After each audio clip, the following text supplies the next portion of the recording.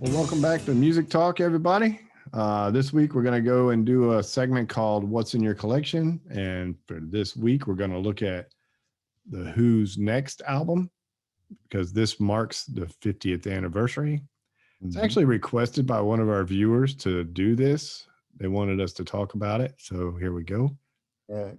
Yep. This one goes out to you, Zeke. And by the way, this is my brother David over here on the other screen. That's right. And that's Mike. How you doing? So I left that out. So anyway, talk about the cover real quick. I mean, it's a pretty cool cover. Yeah. It's you know, a monolith out in the middle of nowhere. And, you know, the Who's Next is obviously a pun. It's their next album, as well as who's next to go pee on the monolith, right? That's what it looks like they did. Yeah, absolutely. They're zipping up their pants and everybody peed on it. So there is a little thing about it, which we'll talk about, that Pete Townsend speaks of about this thing. So this album is very interesting because it was supposed to be written as a full-length movie, is what it started out as. Yeah. And it was going to be called Lifehouse. Yeah. So basically, after the success of Tommy, Pete wanted to go into making a big production and do this movie script. He had this crazy idea in his mind. And I'll be honest with you, I've listened to him talk about it, and he talks about how the rest of the band and all the people involved were confused about it, and they couldn't really see what his vision was. And even though I've heard and read and listened to different people talk about the concept, I still can't figure out what the hell he was going to do. I mean, I can't.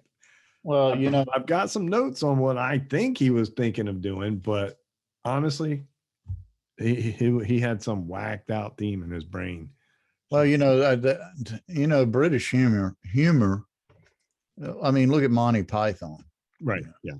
So, and I mean, I understand Monty Python. Yeah. For the most part. Well, yeah. I would say, yeah. Okay. Yeah. Well, what I came up with and doing all the reading and stuff, I mean, it was supposed to be set in the near future. It was going to be about a totalitarian society that didn't have rock music, right? And he was still basing everything off the Deaf, Dumb, and Blind thing from Tommy, but he didn't want to do it in the same way. So he was going to dress this guy up in some kind of suit and go through this wasteland of what we've destroyed of the planet. And the Lifehouse portion was going to be the place you could go and hear music, and these kids can discover rock and roll like some kind of a cult or religion, is what the plan was. But with that thought in mind, it all started from a song called Pure and Easy. Yeah. And it was supposed to be about a note of music that was going to carry through, right? And the whole concept of all this stuff, and we'll talk about as we go through some of the songs, because I'd say 8 out of the 9 songs on this record were part of that movie track, soundtrack or idea. And so the whole concept was that the meaning of life was all going to be based on a musical note. So somehow you go from this guy in a suit through this wasteland, and you discover rock music through the Lifehouse, and everything goes into harmony just like a music note. So it starts with a note, it ends with a note, and that's the meaning of life. You know, harmony through music, I guess, was his plan. That's the only way I can piece it together. I'm not. What are your thoughts on that? Because I'm sure you looked at a bunch of stuff too. Yeah, I looked at a bunch of stuff, but I mean, pretty much from what I could gather, from the point of Tommy on, pretty much every production that they put out there was considered as like a soundtrack and a basis for a movie. Quadrophenia, same thing. And the Quadrophenia thing was about each member in the band. It was like their aspect. And that's where they got John Entwistle to do some writing. It was in the Quadrophenia thing, and found out he was actually an excellent songwriter. Right. Yeah, but getting back to this one, this album here, you know, if you want to really get the whole concept of the Who,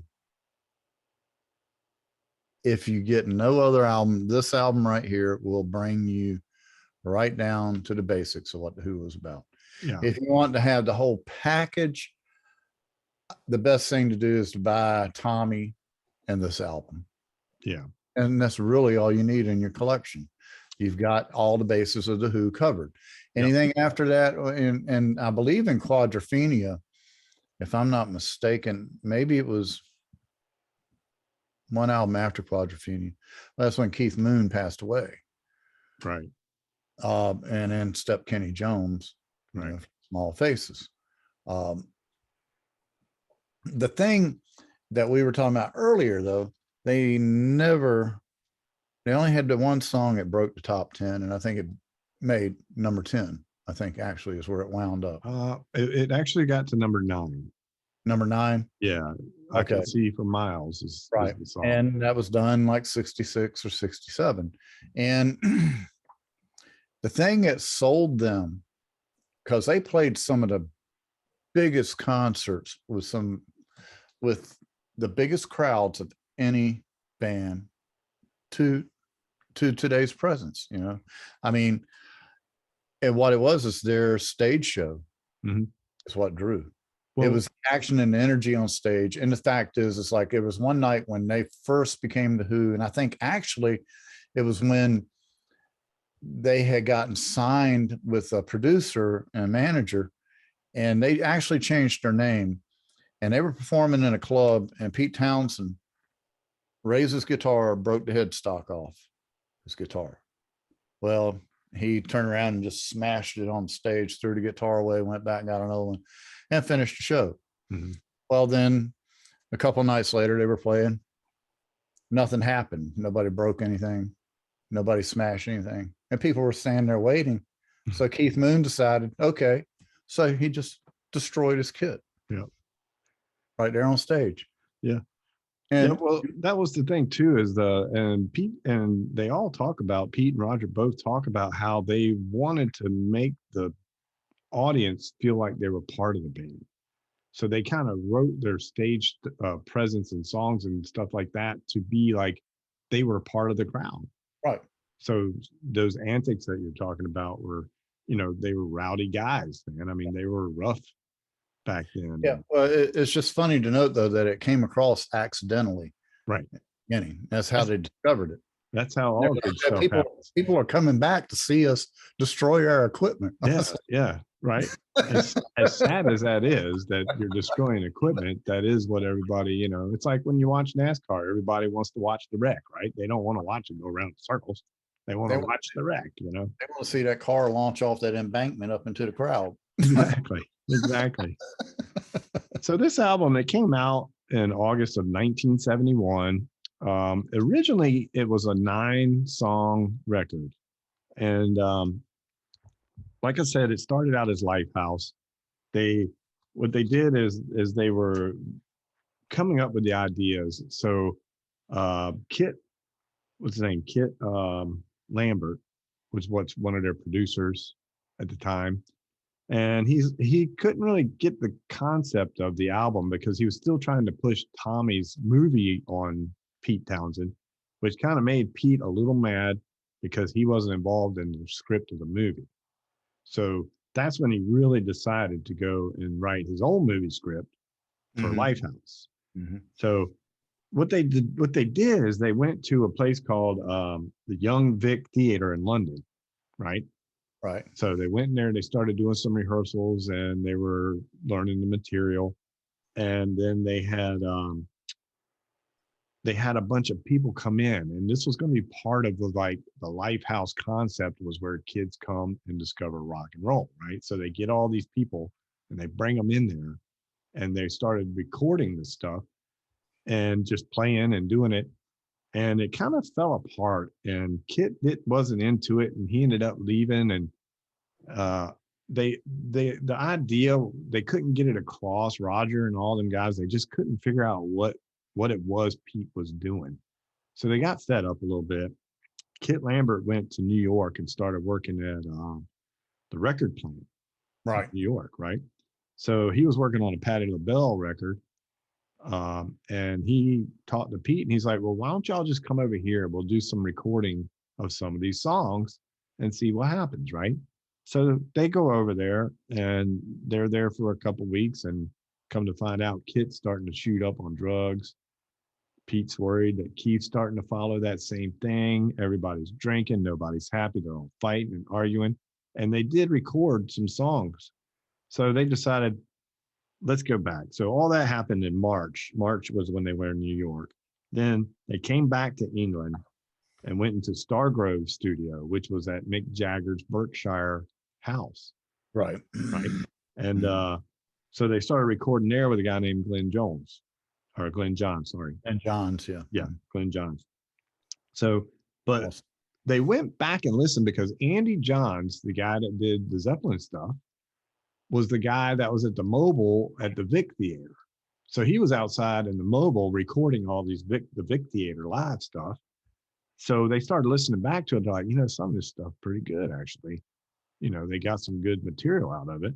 So between what they did in New York and what they did at the Vic Theater in London, they brought it all back and they started putting it all together. And then Glenn Johns is like, why don't we just scrap this Lifehouse idea and just grab some songs, make a great record out of it, and then you can work on that other stuff later. So that's what they did. And the result of it is a pretty damn good record, man. I mean, this like you said, I mean, if you're ever going to buy one Who record, this would be the one. Yeah, it is. So, I mean, yeah, that's kind of like, I'm sorry, go ahead. It has all the classics that you remember. It does. And, I mean, the only thing you don't have on here, honestly, I mean, you could look at it as a best of. If they had it on there, it'd be Pinball Wizard. Yeah, exactly. Because, when I was going through the record, I thought that Behind Blue Eyes was on the Tommy record, which, because they had it in the movie, I had always associated it with that record. But then when I got this, I'm like, these songs that I didn't even realize were on this record are on this record. Right. And it's like you said, I mean, it's almost a greatest hits. I mean, you got Baba O'Reilly, which everybody knows is Teenage Wasteland, which is not. But so you got Baba O'Reilly, that's track one. And, the incredible thing about this, too, is at the time, and I read somewhere that this was the first time that these synthesizers were used, where he was using the VCS3, and he also had the ARP synthesizers. And according to what I read, this was the first album they were recorded on. I don't know, though, because I want to say that Herbie Hancock and Quincy Jones were doing stuff too. So I'm not sure. I know that Stevie Wonder didn't start recording with these until 72. Now talking about the synthesizers and stuff with the Who, there's a little bit of a story there. When they first started dealing, and this was before Tommy came out, they were using some tape tracks, loops, to accomplish some of their stuff on stage. Right. And but it was so archaic. See, they were actually a little bit ahead of their time in their thinking and stuff. Yep. And it was so archaic, though, as far as equipment goes. Well, stuff didn't go off as planned. Pete Townsend drug a sound man up on stage one time and just blasted him right there on stage and basically put his foot in his butt and just kicked him off stage. Yeah. And it was all because of failure of the electronics at that time. Yeah. And he got so mad, he basically destroyed a lot of the loops they were using. And they're very violent. That you got to look at it. You got a really volatile bunch of personalities. The only one in the band that was pretty much calm was John Entwistle. He would walk away from to argue. Yeah. he would walk away from it. Even if they Russ were in the Goff, middle of a song. yeah, yeah. Well, I mean, I think they all walked off at one point, Yeah. But the But you know, going back to what you were saying about the recording, when they were doing this stuff live, when they were doing like Won't Get Fooled and Bob O'Reilly, they were using tapes. Right. And there was many a day, like you said, that Pete Townsend took that tape player and threw it at the sound man because it wasn't queued up right. Right. And I mean, and it wasn't failure to sound, man. It's just failure to equipment. the equipment. Yeah, the tape deck just didn't work right. You know, you don't have pinpoint. I mean, you don't have a master engineer sitting there, getting ready to do some editing and can find that little pinpoint area to make it start on time. You know what I'm saying? Yeah. So it's like watching YouTube and the vocal gets off from what you're actually watching. Yep. You know. Well, that's why you always seen Keith back then. He was wearing headphones on a few of those songs because he had to hear those taped loops and those tape synthesizers because they weren't playing that stuff on stage. It was all taped. So he had to keep up with it. Yeah. And you know how loud them guys were. I mean, even through the headphones, he probably couldn't even hear the tape. Yeah. So, but that's what I'm saying, though. They really were setting the standard. And they did that in a lot of different areas, like we were talking about earlier. Everyone initially put Marshall stacks on stage, they were the ones that started dragging around the huge production systems as far as the PA and stuff. You didn't like pretty much when you walk in, it's like you look at the Beatles at Shea Stadium, you know what you're hearing them through? You're hearing them through the bullhorn system that the announcer would make for the baseball games. 3 seconds after they played the note. Yeah, and it wasn't about quality or anything else. All you were hearing was it's like talking through a bullhorn. Yep. And up to that point, that's what you heard. And I think that's why they're like, no, that ain't good enough. Yeah. Well, we'll go through these real quick. The original 9 songs. First one was Bob O'Reilly. Again, everybody knows it as Teenage Wasteland. You had that nice synthesizer going on thing there, which a lot of this stuff was not like synthesizer today. Because like you're saying, the technology just wasn't quite there yet. So they're playing these things. It's not like now where I can go over here and hit the trill button at 164 and just go, and it'll do it for me. They're actually having to produce all this. So Bob O'Reilly, probably, I mean, everybody knows the song, and it is about the Lifehouse stuff. You can feel the theme in here that even though these are not in the order of the Lifehouse movie soundtrack, if you listen to the words of most of these songs, you can see how they kind of fit into his plan if you kind of put them together. So Bob O'Reilly, Teenage Wasteland, talks about not so much, that they're all wasted on drugs, but it's more of like they're wasting life and opportunity, and the planet and everything else is being wasted because of the negligence of people and, not taking opportunities, even though you can look at it as, they're all wasted too, but it fits into whatever you want to put it in. That's just like any song.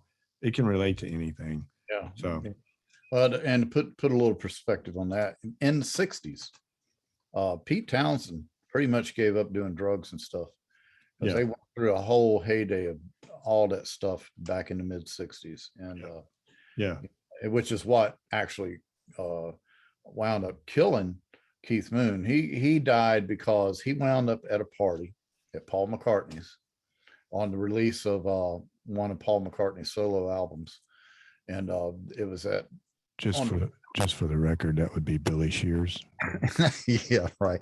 Anyway, so they're at, I guess it was the Queen Mary, and it's in mothballs, and it's used like a ballroom or whatever, So he went there to that party, and then he went home, and he did 32 of his pills that he was supposed to be taking for his alcoholism. It's those pills to keep you from drinking. Right. 32 of them. Well, he died in his sleep overnight. And Pete actually said, even in some of the interviews, that he never liked acid. He said all these people were running around doing acid, had flowers in their hair, and doing all this crazy hippie doopy stuff. And he's like, I just wasn't into that. He didn't do hardly anything. He drank brandy. a lot of brandy. Right. But he didn't do much drugs. So Yeah. From what I understand too, a lot of the reading I did, that none of them liked the hippie movement. yeah. I mean, these guys were what people don't understand about the Who is these guys were the bad boys. Yeah. They really destroyed stuff. They were part of the, Well, I mean, Roger Daltrey, he was a sheet metal worker. yeah. I mean, as they may not look like they were the bad boys, but Well, I'll say this: Daltrey knocked Townsend out with one punch. yeah, I can see that happening many a time. So we got, Bob O'Reilly, Teenage Wasteland, and that had the keyboard thing in there, which now you can produce very easily, but all that was very innovative at the time. Yeah. Then you get to Bargain, which everybody's heard that, you call that a bargain, the best I ever had. So that one, they did at least 9 takes on that. And this was the best one they had. But you know what I found interesting was the guitar that Pete Townsend used on this one was a Gretsch that was gifted to him by Joe Walsh. There you go. So that's pretty cool. Yeah. I think there's a controversy about whether he bought it or whether it was given to him. Either way, it was a Joe Walsh's Gretsch guitar. All those guys, at that time, they were all passing instruments around among each other and stuff, I mean, look at Harrison and Clapton. I mean, my God, can you imagine how many guitars they passed back and forth between each other? Right. And not to say, I mean, every guitar market in the world was looking for these guys. Every one of these bands that were popular, they were looking for them. They want them playing their instrument, Yeah. Yeah, you mostly associated Townsend back at this time. He was playing SGs, probably Les Pauls. Yeah. After later on, you started using more Telecasters and stuff. But I just thought it was cool that he played a Gretsch in that one. So then we get to Love Ain't for Keeping.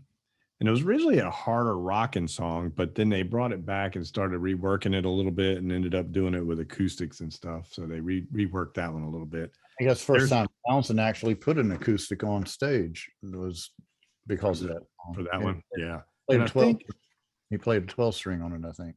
I believe that one, they have a harder rocking version on here as well. Yeah. We'll talk about later. Yeah. I think it's from the New York takes. Yeah. So then the fourth song, which you were talking about, John Entwistle being a writer. Well, he had put out a solo album before this. Right. Mm-hmm. And this was a song, My Wife is song number 4 that he put out that he had left over from his solo stuff. He didn't use it. And they asked him when they were starting to put them together, like, you got anything? And he's like, sure, I got one, which is I don't know if you got into this song much. I don't know if you listened to it, but it's a very interesting song. It's the only song on here that was not part of the Lifehouse theme, but it's a crazy song about his wife believing that he was out screwing some girl, right? When he was really on a drinking weekend, having fun, and he just got home. He just stayed out all weekend. So now he's scared that his wife's going to come and, he's looking for the police to save him. He's going to go buy a tanks and guns so that when she shows up that he's got protection for himself. It's very crazy, very crazy words. Yeah. But one thing that's pretty cool about it was you hear some horns in it, and Entwistle actually plays those horns. Yes, he's playing a trumpet, and I'm not sure if it's a bass trumpet or a flugelhorn, but he's playing at least 2 or 3 different. Flugelhorn was his instrument. Yeah. And that's giving him that lower. Yeah, that's giving him that lower sound. So that's what he originally started playing musically. And then the only reason, like I say, we were talking about it earlier before we started really recording. He started playing bass because his fingers were too big for guitar. He wanted to be a guitar player. Yeah. Hence how, I mean, he stays pretty busy. And if you think about it, all you got is 3 pieces on stage with a singer. Exactly. So, you got Pete Townsend trying to cover a lot of bases. Yeah. Rhythm at the same time as trying to play some lead stuff.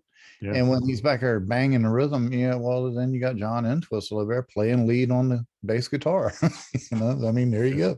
Yeah. Of course, so it's a pretty interesting song. I mean, John sings it, obviously. So I did skip over something on Bob O'Reilly. They did have a violin player on there, and his name was Dave Arbus. Played the Yeah. violin on Bob O'Reilly in the middle in the solo section. It's a guy named Dave Right, right. Arbus. Townsend used to go sit in with his band. They were called East of Eden, and he asked him to come play on that. So I wanted to go back and Yeah, give it's a him nice, credit. nice little passage in that song. Yeah. That's a very cool solo too. Yeah, Actually, I saw him right. play it with just him playing it, and it was very interesting. What did he So, play it on violin or viola though? I mean, well, he had I think he had all kinds of stuff, but I'm pretty sure that was a violin on that one. yeah. Um, I mean, but he viola. actually played flute and everything, man. That guy played a lot of stuff. So Yeah. Yeah. so now we get to song number 5, and that is "The Song Is Over," which you have heard that song. Everybody's heard that song. I think all these songs have been on the radio, with the exception of maybe "My Wife" and maybe "Loving It Ain't Love Ain't for Keeping." Might be the only two I didn't hear on the radio. Right. Well, I mean, back in the day, underground FM, yeah, It was all on there. Yeah. all on the radio. Yeah. So "The Song Is Over" is a real good ballad, beautiful song. Got Nicky Hopkins on the piano, which was the Rolling Stones piano player. He Mhm. actually played for other bands too, like the Kinks. He was with the Kinks for a while, done some soundtracks, some solo stuff. Great piano player. I think he played some piano too for the Rolling Stones. Yeah, he was actually their piano player. Yeah, that's what I was And going I to say. think that they hooked up with him when they were doing the stuff at Mick Jagger's house, is how they got him in there, is what Right. I'm thinking. Probably after Brian Jones. No, I mean the Who. Oh, The Who, when they were doing the stuff at Mick Jagger, he was probably there with Mick. And, right. Yeah. I mean, well, we need keys. Okay, Nicky, hop on. yeah, come on, do something. Yeah. So it was a really beautiful song. I love the song. Yeah. And then the next song we got is "Getting in Tune," which originally was called "I'm in Tune," but then they switched it over to "Getting in Tune" because they're not doing the Lifehouse theme anymore. Right. And again, Nikki's on that. And that's that's a deep song when you start listening to the words in it, because it's basically about, I'm getting in tune with you, or with the world even, or however you want to get in tune. But I really like it because, first of all, if you're going to sing a song about being in tune, you got to make sure that you're on tune. So Yeah. I really listened to every part of this song to make sure there was nothing that was off key or out of harmony, and I couldn't find it, because I wanted to dog it because of the fact that you wrote a song called "Getting in Tune," and I wanted to find a bad note. And I know there's one in there somewhere. I just didn't find it. So they did a great job of not being out of tune on the song called "Getting in Tune." Yeah. Well, the thing is too, the one thing to remember, yeah, and you could talk about the Lifehouse thing. Pete Townsend wrote pretty much everything lyrically. He wrote everything musically too. Yeah. I mean, he didn't really specifically write the bass and drums, but it was all there. Right. And the thing is that they each had their part. Yeah. Which hence Quadrophenia. But like Roger Daltrey was a stickler about management, Mhm. and I mean they know you don't dispute Roger Daltrey over the contracts or the money. No. You wind up picking yourself up off the floor. Yeah. Right. But that was each one of them's talent was totally maxed out, and I love that fact. Everybody did what they were best at. Yeah. And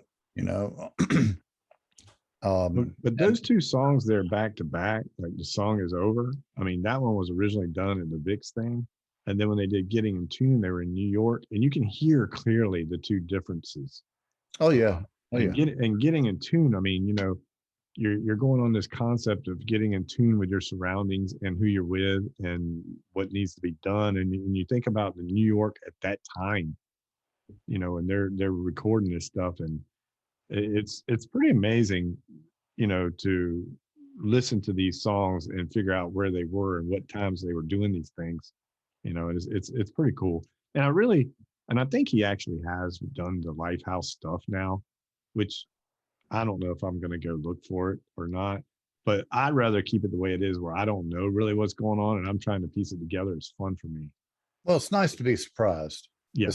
It's nice to be listening to somebody else's music and all of a sudden you go, hey, wait a minute. Yeah.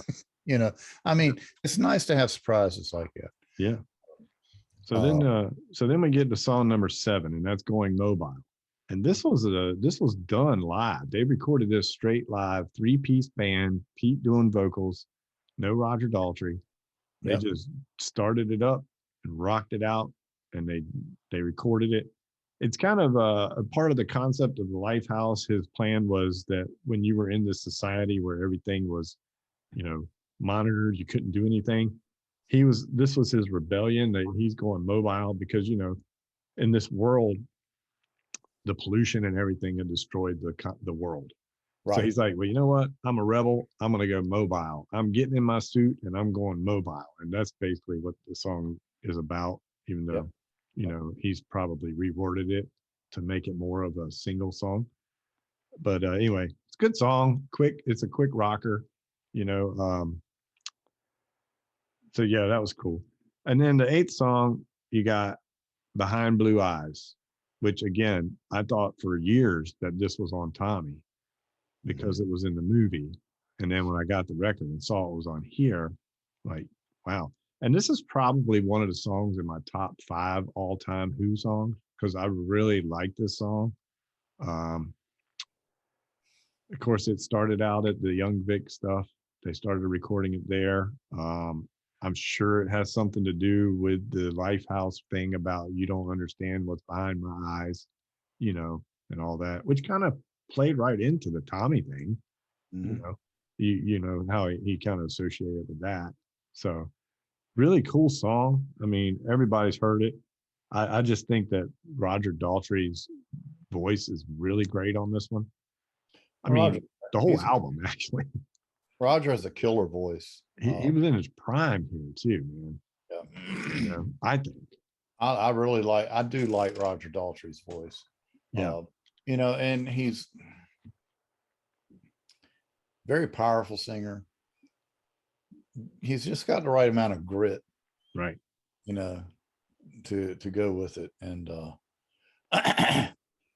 yeah, all in all, and I've got to put this out there. I was never really a Who fan, but I got to say, in my days of growing up and listening to FM and AM popular radio when radio was popular, Mm-hmm. if it hadn't been for the Who, the listening days wouldn't have been the same. Yeah. They were very controversial the whole time. And I think that's what sold them, especially live shows. Yeah. Their live shows, the controversy, and that's what put the money in their pocket more so than record sales. Right. I mean, So to wrap the album up, the original album, the last song on there was Won't Get Fooled Again, which, what a great song, right? oh yeah.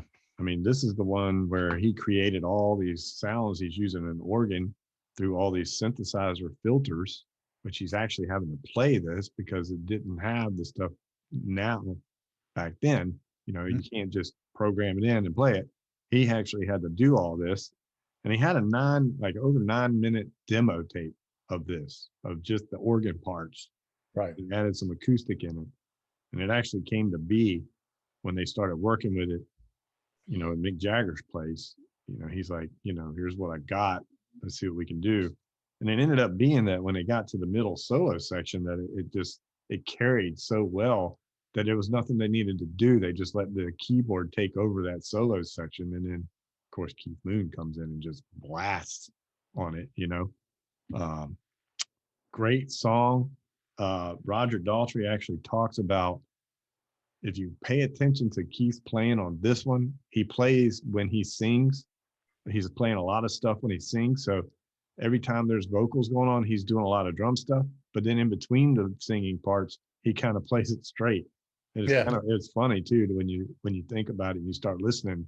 He is right because he's singing the verse and Keith Moon's going crazy, and then in between the verses, he's just playing a beat. So he's kind of following Yeah. He's stepping all over everybody, you know. That's what he's trying to do. That's it. And when they talk about it, it's like they That's always what, called him like a herd of buffaloes. Whenever yeah. he started coming in, it was like a herd of buffaloes. So you knew when Keith was there because here comes the buffaloes, right?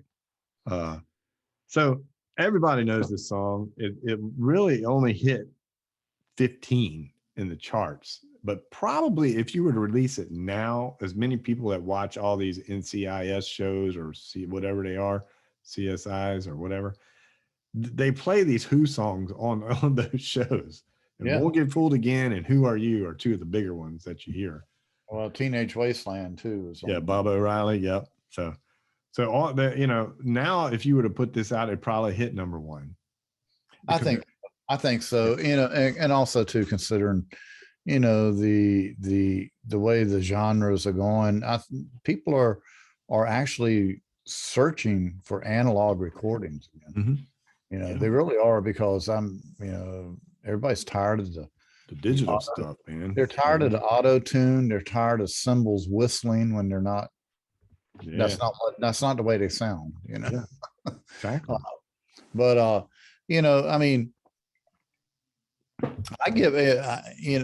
I got to say that I will probably buy some Who records, because I'm not going to put a rating on this. We're not doing it for ratings. It's no way to do it there's no way to rate it. No, I mean, I wasn't going to rate it either. I just wanted to break it down because we had a request to do it. So that's just the original 9. If you buy the extended CD, which I have, and I think they're supposed to be putting out a 50th anniversary. I don't know if it's going to have any more material that we don't already have. But my God, this is a 2 hour and 35-minute long. Right. This one, I mean, it's got the whole New York record plant sessions in here, which is another, 3 or 4 songs, like Pure and Easy, the song that Lifehouse was originally from, they have on here. They have a song called Baby Don't You Do It, which was a Holland Dozier team song, originally done by Marvin Gaye. Yep. And it was also done by the band, later on. Quite a few people did it. Great song. I love it. And then they got Getting in Tune, and then Love Ain't for Keeping, and Behind Blue Eyes Won't Get Fooled Again. They're kind of different takes, different mixes. They're different. They are. Yeah. They're different. You can tell they were at their early stages in it. Yeah. Yeah, they hadn't polished them a lot. The guitar sticks out a lot in some of it, and the background vocals are a little bit raw sounding. And then once the final mix down, is what we hear. Yeah. As far as popular mixes, but it is pretty cool to go back and forth. Yeah, it is. It is. Then the second disc, you got a live. It's basically a live concert, and this is what they were doing at the Vic Young or Young Vic Theater, excuse me. And this was going to be part of the movie. This whole set, they did this just to have footage for his movie. And it's got, let's see, what has it got? It's got 14 live songs on here. It's got Love Ain't for Keeping, Pure and Easy, Young Man Blues is on here. Time Is Passing, Behind Blue Eyes, I Don't Even Know Myself, Too Much of Anything, Getting in Tune, Bargain, a song called Water, which is an interesting song. Either Bring Us Water or Your Daughter or something like that. We either want water or we want your daughter or something. It's crazy, kind of a crazy thing. Then it's got My Generation. You had to be there. Yeah, you had to be there. Yeah. My Generation's on there. And then a song called Roadrunner, which was written and performed originally by Bo Diddley. And that was also another one that a bunch of people did. Stones did it, Animals, Pretty Things, The Zombies, and in this version I was talking to you about earlier, that if you listen to it, you can hear where the band gets a little off. And the reason is, at the time, Roger Daltrey's girlfriend was there with some of her friends, and some of the crowd started to get around her and her friends and messing with them, and they didn't really want them messing with them. So Roger was getting mad, and he was getting ready to run off the stage and start whipping some butt. You know how Roger is. So they kind of had to stop him from going down there and beating people up. So that's why you hear it get a little bit off in the song. They just kind of kept it and said, oh, well. And then you got a song called Naked Eye. And then you also got Won't Get Fooled Again. So you got 14 live songs, the original 9, and then an additional 6 songs, which are a few that are just remixes of others, you know. So it's a really good CD, man, the deluxe edition. It is. It like I say, if you want the Who, buy this. This is everything minus Pinball Wizard. You're exactly right. I mean, and here's the whole thing too. Now you mentioned My Generation, and here's a little snippet about that. They were talking about when they wrote that song, and the reason why they did it the way they're doing it. I heard all kinds of reasons, but today I read an actual interview, and the reason why they did it the way they did it is because everybody was running around. They were high on crystal speed. Yeah, and it's like yeah, causing you to stutter. You know? Right. That's why he was stuttering in that song. You know, so there you go. Yeah. And you know, of course, you know, when you get to the part where he talks about why don't you all fade away, of course the crowd yells something else. Right. Yeah. Starts with an F, but not fade. It is a 4-letter word. Right. So yeah, that was always a crowd. Rhymes with Chuck, you know. Yeah, right. Yep. Yeah, I mean, and that's on, and I love that they put that on here too, because that's another one of my favorites by them. You know, John Entwistle rips it up on it. You know. Oh yeah. That live CD is amazing. It really is, because you really, like you said, you have a 3-piece band and a singer, and they're just getting it. Of course, they had a couple songs where they used the headphones and tape, but yeah. I mean, to me, I think the richer part of their history though is their live performances. And they were talking about when they were at the Montreux Jazz Festival, they were in an argument with Jimi Hendrix about who was going on first. And what the argument was about was, okay, the destroying of equipment. Okay.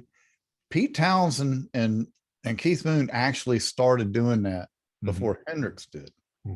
And Pete Townsend was arguing with Hendrix, accusing him, you ripped my act off, you know, burning his guitar on stage and stuff. You know, it's like, so they kept debating back and forth, and who won?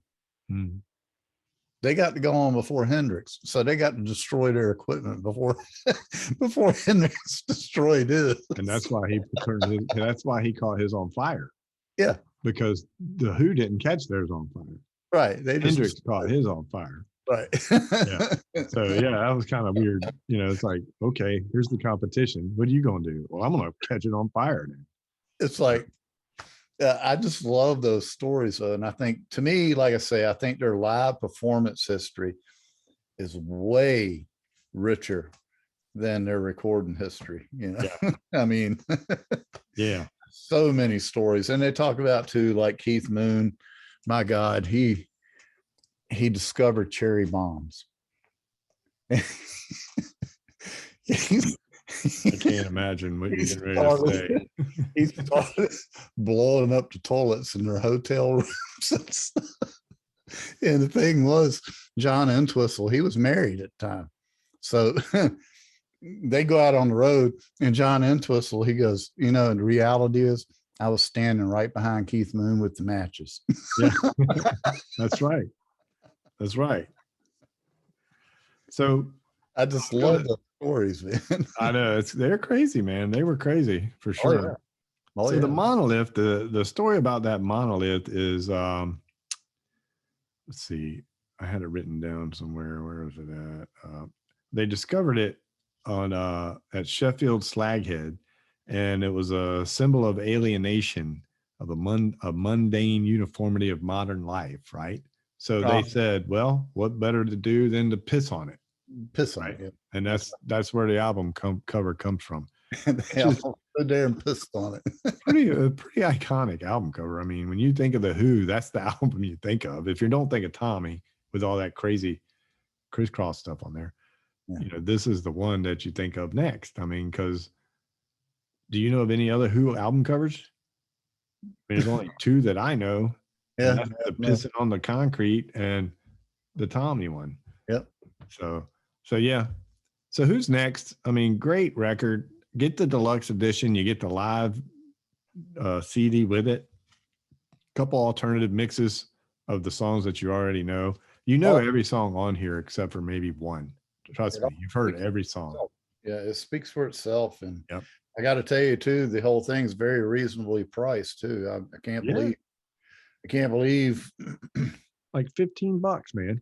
yeah, a 2.5 hour Yeah, catalog of music for $15. exactly. Yep. Oh, And it comes with the plastic case, mhm. good case. There's your live CD Yep. there. Here's the regular CD here, Hmm. So great, great case. I mean, I'm going to say like you did earlier, I was never a big Who fan. I love the guys individually. I think they're very talented. I just never really got into the Who that much, Yep. but I'm not disappointed at buying this record. I mean, this is it's a great double CD, man. I mean, you can't go wrong.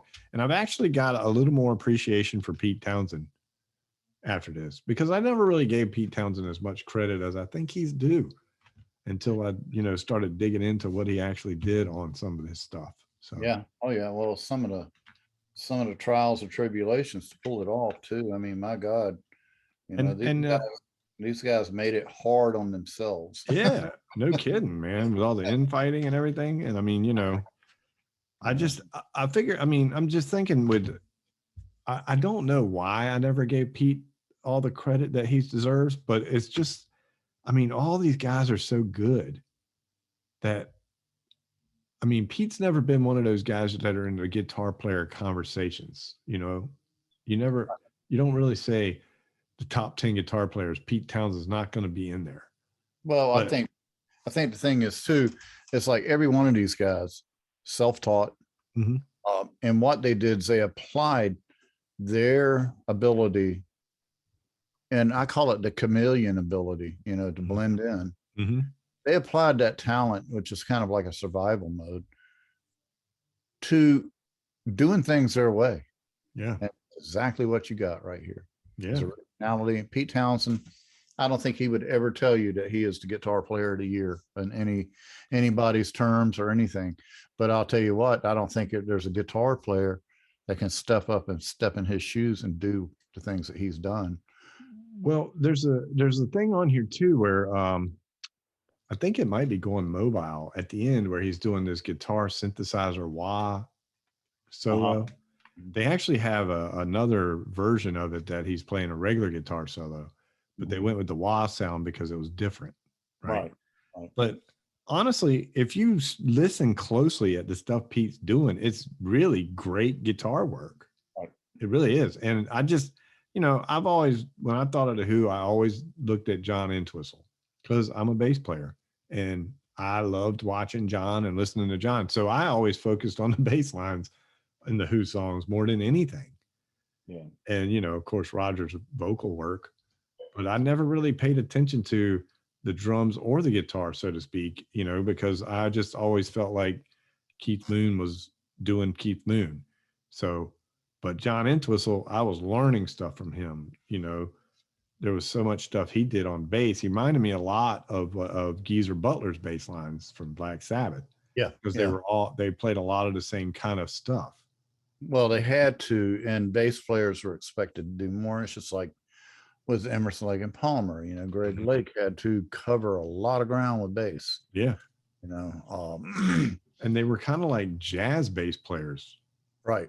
Honestly, because I mean, it was like you're starting here and soloing until we get to the end. I mean, so a lot of the chords and the octave stuff that John Entwistle did, I kind of taken into my own too. I've learned that stuff from him because he did a lot of it, and playing in 3-piece bands a lot of my life, I've always had to fill in too. So watching people like John or Geezer Butler and some of these great bass players, John Paul Jones, things like that, you learn how to fill in. So I always concentrated on John mostly in the Who. So going through this and doing this review, not really a review, but diving into it, A breakdown. Yeah. Yeah, yeah. I mean, it gave me a better appreciation for the band. Yeah. Yeah. You know. Well, me too. You know, I mean, Mhm. because most of my life, I mean, I'd like I say, I'd listen to their stuff on the radio. I never thought about going out and buying it, Mhm. because Keith Moon drove me crazy watching him play. Yeah, yeah. It He's an drove me animal, man. crazy. Yeah, it just drove. It was like so awkward, so out of sync of what you should have done technically as far as the approach or whatever. Right. But when you put the whole package together and you listen to it, it just explodes. Yeah. I mean, I like I was telling you before we started recording, it's like I didn't even know he had a hi-hat for the longest time. Right. You know. So, but anyway, we'll wrap it up. If you want anything that's great by the Who, get this. The deluxe edition, Who's Next, the deluxe edition's got everything you could ever want, with the exception of Pinball Wizard. But yeah, great album. Mhm. Can't go wrong. 50 years, and it's still great today. Oh yeah. 50 years later, So, Yeah. all right. Well, that's it. We'll be back next week to do some kind of review. Not sure what yet, but we have some stuff. So, We got to figure it out. I mean, there's all kinds of new stuff coming out there. I mean, Jimmy Hall, Jimmy Hall. I had to check out Jimmy Hall. Yeah. Yeah. So, check anyway. out what Jack's doing, Yeah. Got to check that out too. I'm sure he's got something up his sleeve. Yeah. Everybody's doing something. So, well, until next time, you guys stay safe. That's right. Peace out. Listen to the music.